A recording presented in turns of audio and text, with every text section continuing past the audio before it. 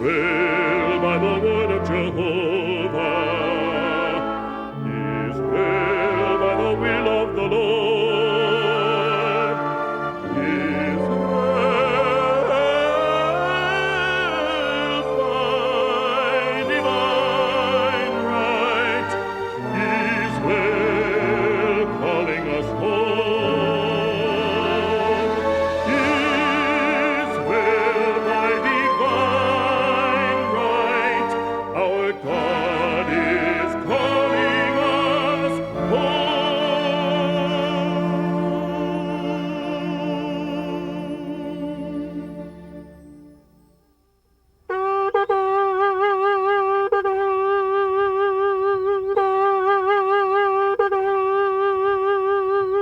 Well, we came all the way here to Jericho and brought the ram's horn, the trumpet of the Bible, with which the children of Israel blew down the walls, as it says in the book of Joshua. The wall behind me, partially standing, is the best guess of what were the walls of Jericho that came tumbling down. This was 3,500 years ago, so a long way back. And Jericho very much figures into, well, not only some of the fighting and the war over the Promised Land of that time, but even of this time. Tom, tell us a little then about Jericho. Well, as you say, here we are in the town of Jericho. It's the oldest city, they say, that has been continuously occupied for all these thousands of years. We have a map here, Zola, that shows us where Jericho is located, and we're, of course, in the Jordan Valley. And you see where we have the Dead Sea and the Sea of Galilee, the Jordan River flowing between them, and the little town of Jericho there. And that is a remarkable town that goes back so long in history. And just to give an idea of what it looks like in today's map of Israel, we see that here we have the greater map of Israel. And this dotted line going all around the country is what is known as the West Bank, or Judea and Samaria. Now, Jericho is located in that West Bank area and is, of course, just west of the Jordan River. Now, this is where, as you've already indicated, a remarkable thing happened in the conquest of Israel by Joshua. And we read where in the strategy that the Lord gave to Joshua, the people of Israel marched around the city for 7 days. And then on the seventh day, they marched around 7 times and they blew the ram's horn, just like you blew it a few minutes ago. Probably better than that. Yeah. What a result. Because the walls came tumbling down, and just as we see, there's no wall standing here now, but the walls came tumbling down and collapsed, except for one small portion of the wall. And a strange thing that one part of the wall didn't fall down, and there's a story behind that. Mm-hmm. We read where before the conquest of Jericho, Joshua sent in 2 spies. The great army of Israel was over there by the Jordan River, and they were waiting to start their conquest. But they didn't get the go-ahead yet. So Joshua sent 2 spies into the city of Jericho, and they went to the house of a woman of ill repute named Rahab. And Rahab took them in, protected them, and allowed them to do their work of spying on the land and on the city of Jericho. Now, why did she do such a thing? Why did she accept the spies of the enemy, Israel, into the city of Jericho? She tells us why in Joshua chapter 2, verses 9 and 10. And she said unto the men, I know that the Lord has given you the land. She was a Gentile, correct? But she was a Gentile. She wasn't an Israelite, but she said, I know that the Lord hath given you, the Jews, the land. Exactly. And she was a Canaanite. She was of the people that were going to be invaded. And yet, she believed that God had given the Jews the land. And she didn't hate that idea. She didn't oppose them. She welcomed them with open arms. The Lord has given to you the land, and that your terror is fallen upon us, and that all the inhabitants of the land faint because of you. For we have heard how the Lord dried up the water of the Red Sea for you. And that was 40 years before. That story had traveled all the way up through the Arava to Jericho, evidently. Exactly. And they had been wandering There's around. still roads that come that way, and we can sure hear the traffic. And the that's buses on are them. coming Yeah. by. So she said that she'd heard about what had happened at the Red Sea 40 years before when you came out of Egypt, and what you did under the two kings of the Amorites that were on the other side of the Jordan, Sihon and Og, whom ye utterly destroyed. So she said, I believe God is giving you this land, and I'm going to help you. She was in the land. Let's draw an analogy. If she lived today, she would be called a Palestinian. Yes. Yet she thought, your God is powerful. I know what he's done with you. He's done miracles. And that even though it's not my God, it's your God, I believe this God. I believe his power, and I believe in the covenant that he's given you. I believe the Lord hath given you the land. Exactly. And a great parallel would be, one would think that is what the Lord would want the Palestinians to do today to the Jewish people. Say, we welcome you. God has given you this land, this part of land, this land between the Mediterranean and the Jordan River. We welcome you. What can we do to help you? At any rate, that's what Rahab did. And all she asked in return was that they spare her and her family when they invaded the land. They said, all right, we'll do what you say. You hang this red rope out your window on this wall, and when we see that red rope, we'll know not to attack it. We'll know not to kill the people there when we see the red rope coming out of the wall. So, of course, there was a great miracle, and the wall collapsed except for that one spot in the wall where the red rope was hanging out, where Rahab and her family were sequestered.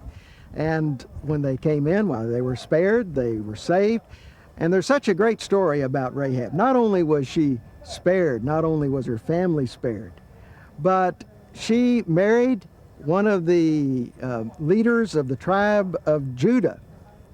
And she actually became an ancestress of the Messiah. She became an ancestress of Christ. She is in the most wonderful genealogical line the world has ever known.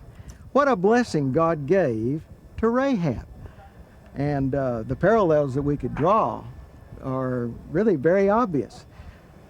There need to be more people like Rahab. And we should believe like Rahab did, that God has given the land to them, and we should do everything we can to help them. This parade of pilgrims arriving in these buses, pulling up to these ancient sites all day long, should always stand behind Israel. It's a sad thing because in some quarters today, even in some seminaries, there are people pulling away from the idea of Israel being a fulfillment of prophecy. That's simply not biblical, and it's easy when you come here to see that.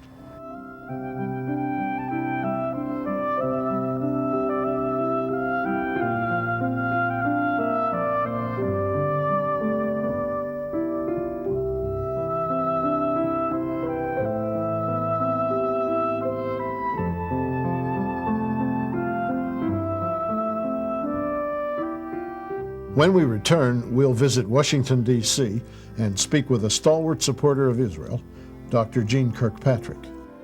I really think that it's very important that an American government pledge itself to continued friendship with Israel.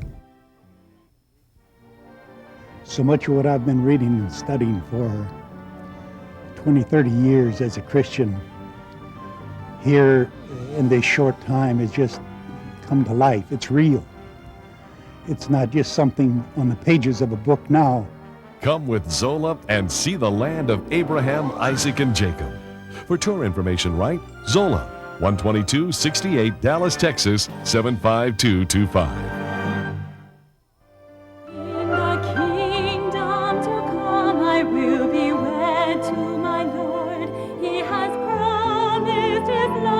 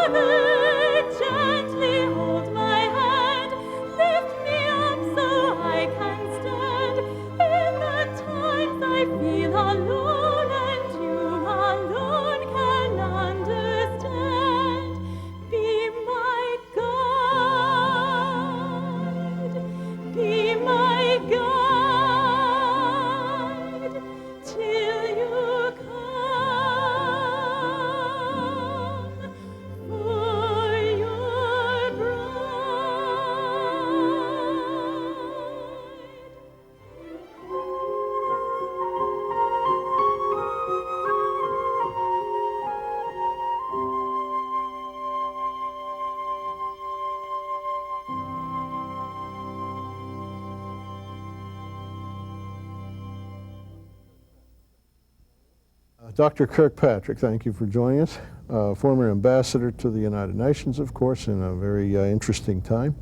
And you were and always have been a spokesperson for the democracy of Israel, the way I understood it. First of all, I'm a kind of an admirer of Israel for having managed to maintain a democracy under conditions that have been extremely difficult through the whole life of the state of Israel, because there have been repeated wars brought about by attacks by Israel's neighbors, and there have been repeated terrorist attacks on the state of Israel, and a lot of problems, chronic economic difficulties, because it's not exactly a rich country, it's a very small country with very few natural resources, and still they've managed to maintain freedom and democracy and to respect, human rights and civil rights of Israelis, and they've managed to conduct, really free and fair elections, and I admire them for that.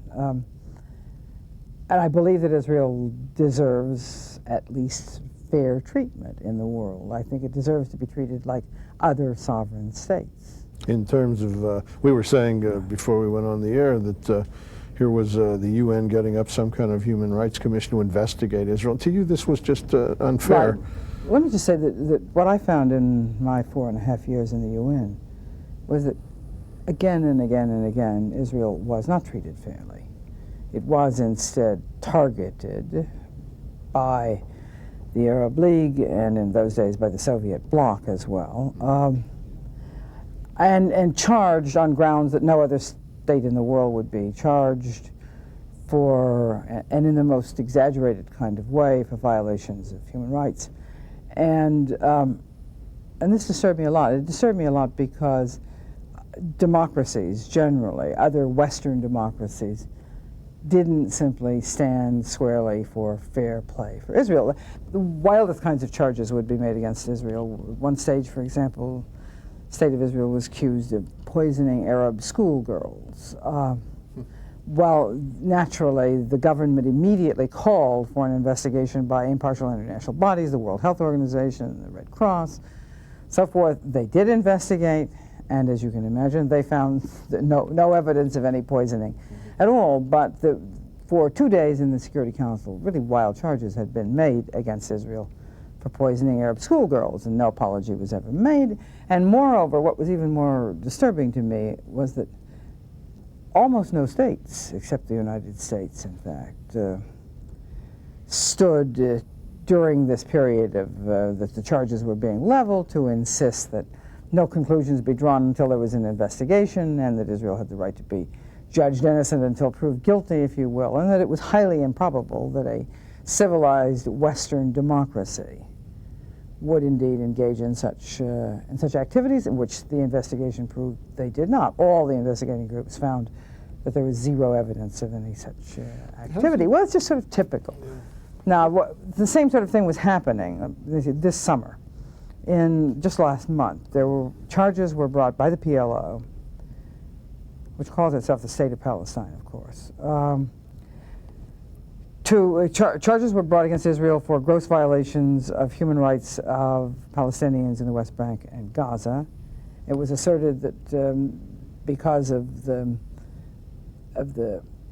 regulations concerning passage into Israel itself from the West Bank and Gaza, that the inhabitants in the West Bank and Gaza were in danger of mass starvation. This, by the way, was at the same time that the people in Sarajevo really were in danger of mass starvation. Anyway, the Arab League supported this PLO charge and called for a special emergency session of the United Nations Human Rights Commission. And for there to be such a session, by the way, it would have been the first ever, and for there to be such a session would have required that 27 states in the Human Rights Commission vote in favor of such a special emergency session. Israel, the United States, worked very hard to try to get support to oppose this really grossly unnecessary, it would have been expensive, would have been unnecessary, sort of meeting that was based on false and spurious charges. Mm-hmm. And it would have required 27 positive votes to have such a session. They got 24 due to the really large efforts made by the United States. Only the United States and Canada voted no. The other democracies set aside and abstained, and that's too bad. You know, it's an example though of Israel being subjected to sort of exaggerated wild charges and judged by different standards than other countries, and of the reluctance of the Western democracies to stand for fair play for Israel. What about this peace conference? Do you hold any hopes? Do you think it's working out? I don't know. I really don't know. I think that it obviously depends not just on Israel and the positions of the new government, but of course it also depends on Israel's neighbors. It depends, because the Palestinians in the West Bank are basically, you know, speaking as much for the PLO as they are for themselves. I think that's clear. They've made that clear. Can I interject? Why do they choose the PLO for their representative? Try to not be biased when I say this, but it seems to me the PLO is an organization with a history of terrorism and lives outside the West Bank, doesn't know the problems. I don't think it's biased, frankly, to oppose an organization with the kind of record of terror and terrorism, and moreover, a record of seeking the destruction of the state of Israel. To oppose that organization is not bias, you know. Thank you. Now, today, it is asserted that as compared to Hamas, which is the Muslim fundamentalist organization in Gaza and the West Bank, that the PLO is more moderate. I don't think the PLO is moderate compared to anybody, quite frankly. But in any case, given the fact that the negotiations depend on the PLO and on Syria, which is Hafiz Assad's domain, as we know, he's not exactly a reasonable man, on King Hussein, who has stood squarely with Saddam Hussein during this period of Desert Storm and the war. I don't think it's possible to be too optimistic, frankly, about the outcome of those negotiations, but I might be surprised. Yeah. How about the land concessions? How would you advise the Israelis? I wouldn't. Wouldn't give it? You know, I'll tell you why I wouldn't advise them too.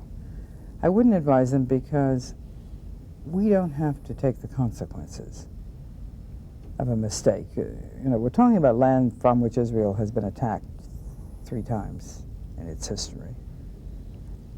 We're talking about a very small state, a sliver of a state, really, easily the smallest state in the area. Suppose I advised them to make territorial concessions, and they made territorial concessions, and then they were attacked once again by Syria, for example. I wouldn't be taking the consequences. Yeah.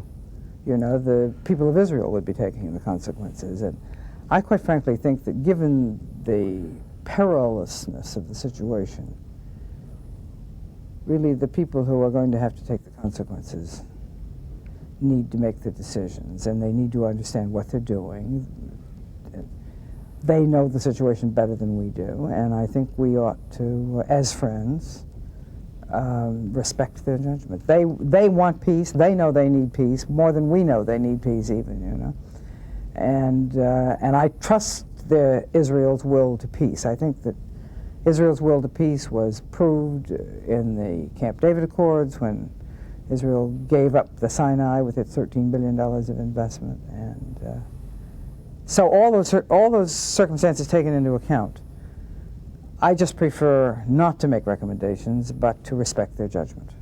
May I say, in the period in the early 80s when you were at the UN, I felt Israel was a whole lot better off than I feel now. And it's sort of my life's work going back and forth over there, and I don't remember a period like this that I felt quite so uneasy.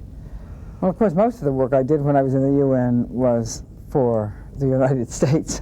I'll remind you that, and the United States was in bad shape at that time. I mean, we were talking about 81 to 85. I'm talking about 81, 85, really, and we were in bad shape. Israel was in bad shape in the UN. We were in bad shape in the UN. And as a matter of, because we were both targeted by the Soviet Union and the whole Soviet bloc. Sure. And I was very busy defending, I would hope, not just the United States and Israel, but democracy and the principles of democracy in the world. And I worked very hard. I had a really good team to help, too, I may say. I think that it's very important that the United States demand fair play for all countries in the UN, especially, of course, all democracies. We have a special vested interest in the thriving of democracies, which and part of our civilization, moreover. And I think we have a special concern about Israel as an old friend, a warm ally, and a vital democracy. And I hope very much that the United States continues to take a leadership role in the defense of all those principles in the UN. Sometimes I get a little worried, but I hope we do it. Yeah. Now, you've stressed that Israel's a democracy. I don't know if many viewers appreciate there are no other democracies in the Middle East. Israel is the only democracy in the Middle East, the only democratic government.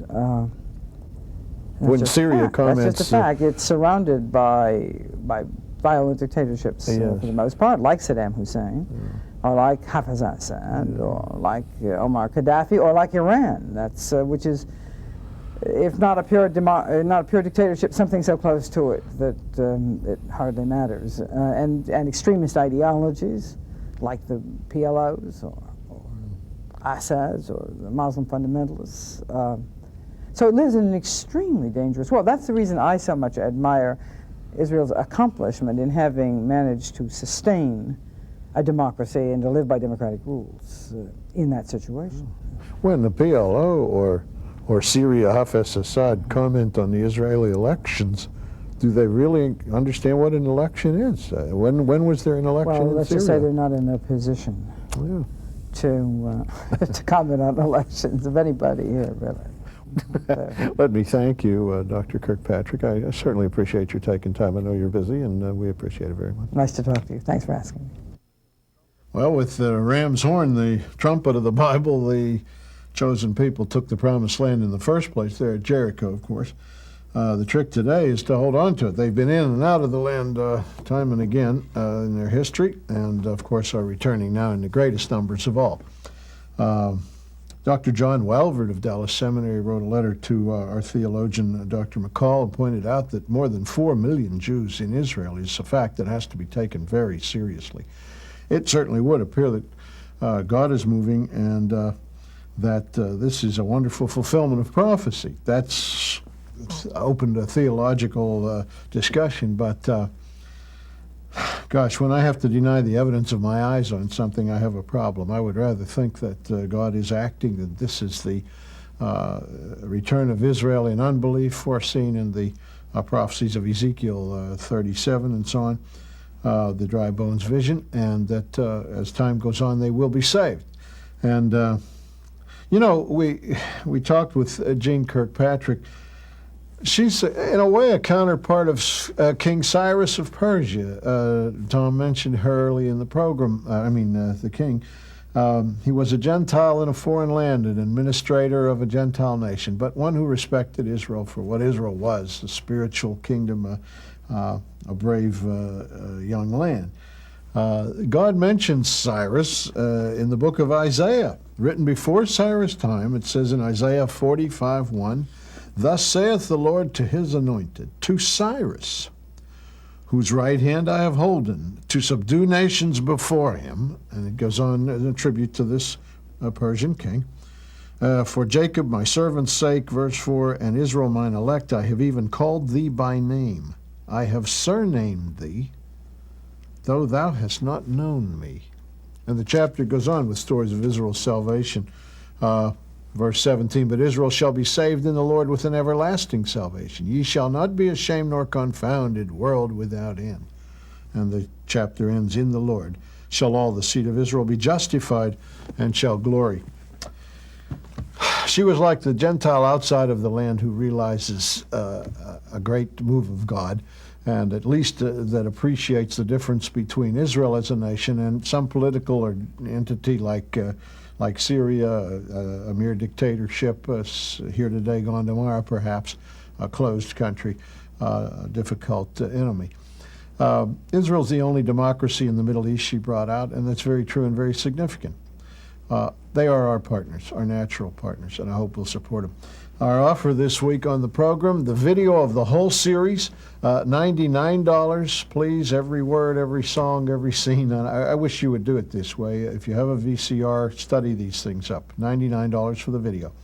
The music tape of all the songs, you're hearing them on the programs, and on the last program of the series, we'll have our standard music video. That's $12, as always, for our cassette, delivered to your mailbox. I think you'll find that store price. And all the songs, all the words are on there, of course, and it comes with a word sheet with the Hebrew translated and so on.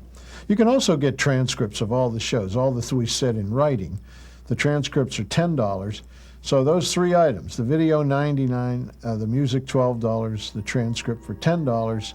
Don't forget the plain gifts, folks. We need the funds. And Sha'alu Shalom Yerushalayim. Pray for the peace of Jerusalem.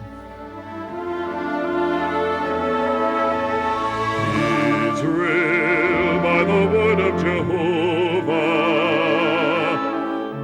Israel by the will of the Lord, Israel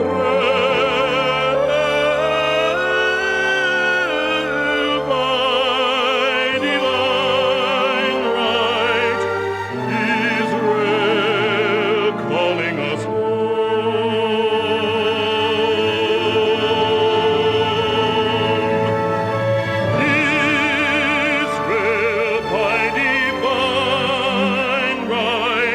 Our God